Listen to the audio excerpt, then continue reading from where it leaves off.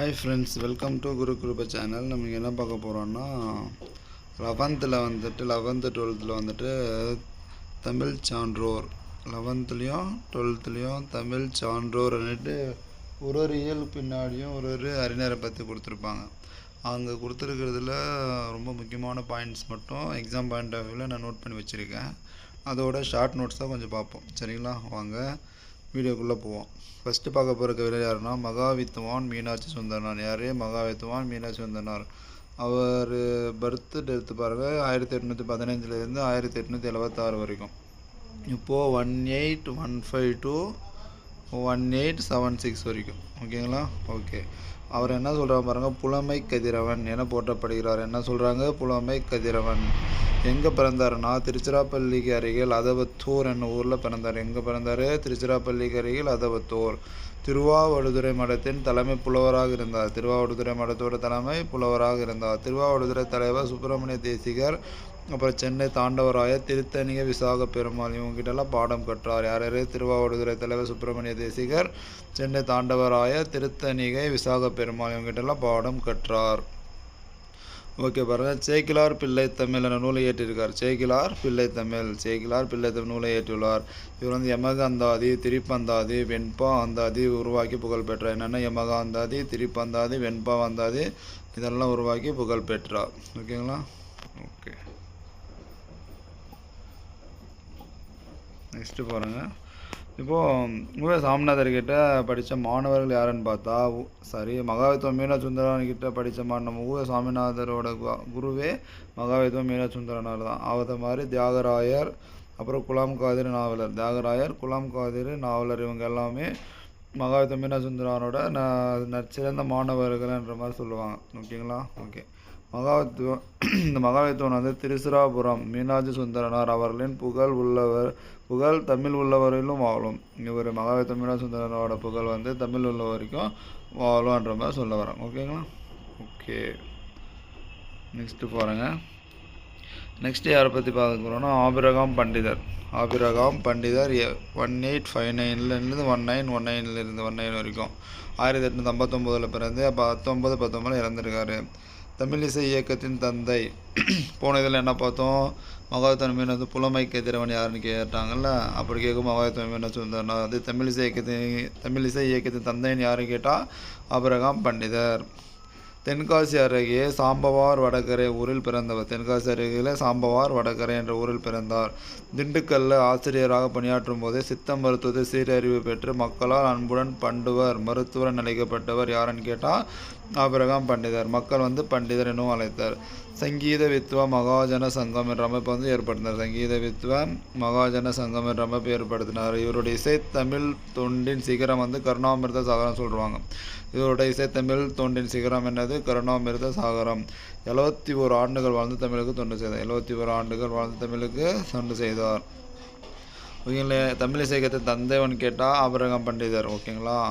அப்புறம் பண்டிதர்ன்ட்டு மக்களால் அழைக்கப்பட்டவர் யாருன்னு கேட்டாலும் அவர் தான். சங்கீத வித்யா மகாஜன சங்கம் என்ற அமைப்பை ஏற்படுத்தினவர் யாருன்னு கேட்டால் ஆபிரகாம் பண்டிதர். இசைத்தொண்டின் சிகரம். இவருடைய இசைத்தொண்டின் சிகரத்துக்கு எடுத்துக்காட்டு கருணாமிர்த சாகரம். ஓகே.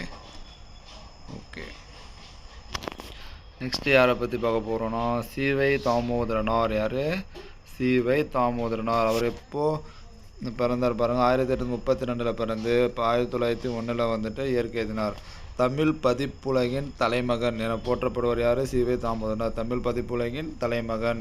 இலங்கையில் யாழ்ப்பாணத்தில் பிறந்திருப்பார். தன்னோட 20 வயசில் நீதிநெறி விளக்கம் என நூலை உரையுடன் பதிப்பித்து வெளியிட்டார். இதோட யாரோட 20 வயசு? சீவை தாமோதரனோட 20 வயசில் நீதிநெறி விளக்கம் என்ற நூலை உரையுடன் பதிப்பித்து வெளியிட்டார். 1868 தொல்காப்பிய சொல்லதிகாரத்திற்கு சேனாவரையார் உரை.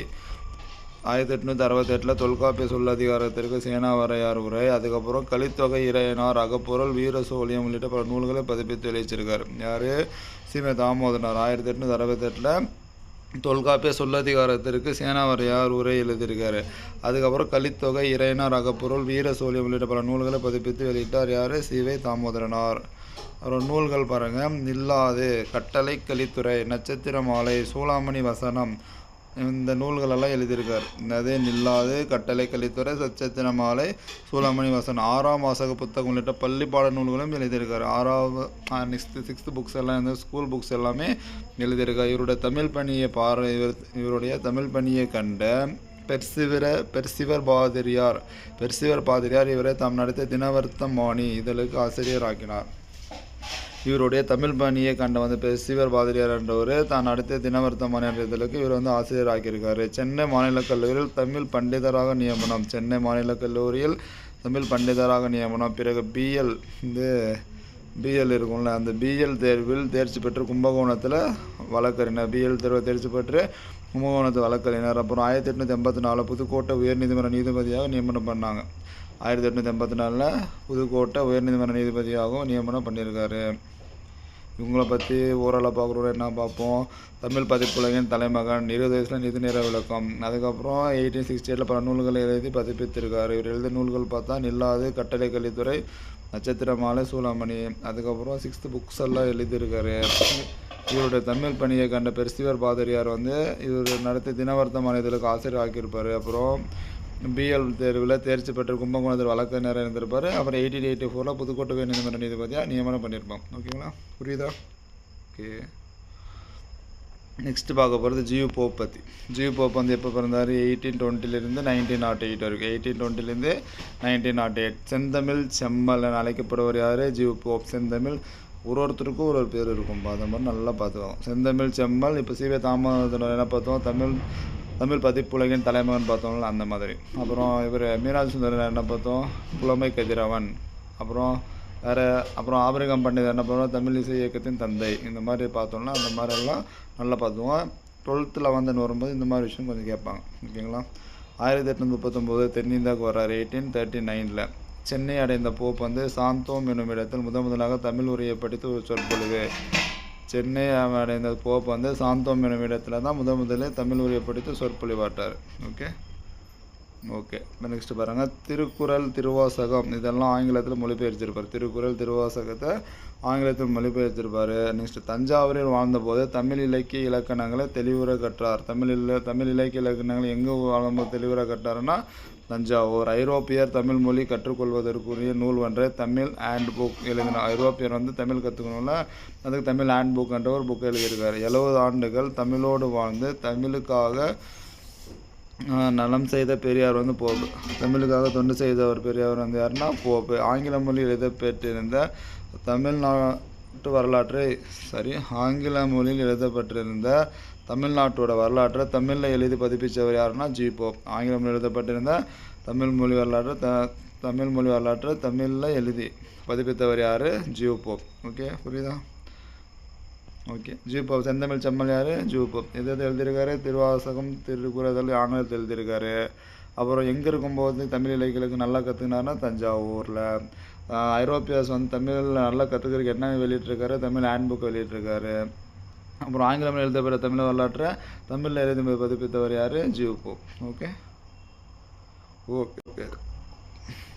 நெக்ஸ்ட் பாருங்கள், ரசிகமணி டி.கே. சிதம்பரனார். ரசிகமணி டி.கே. சிதம்பரனார் எப்போ பிறந்தார் பாருங்கள்? 1882 1954. 1882 பிறந்து 1954 இறந்திருக்கார். தமிழில் எல்லாம் உண்டு. தமிழின் கவிச்சுவைக்கு ஈடுமில்லை, இணையமில்லை. தமிழால் அறிவியல் மட்டுமன்று அனைத்து இயல்களையும் கற்க முடியும் என்று சொன்னவர் யார்? ரசிகமணி டி.கே. சிதம்பரனார்.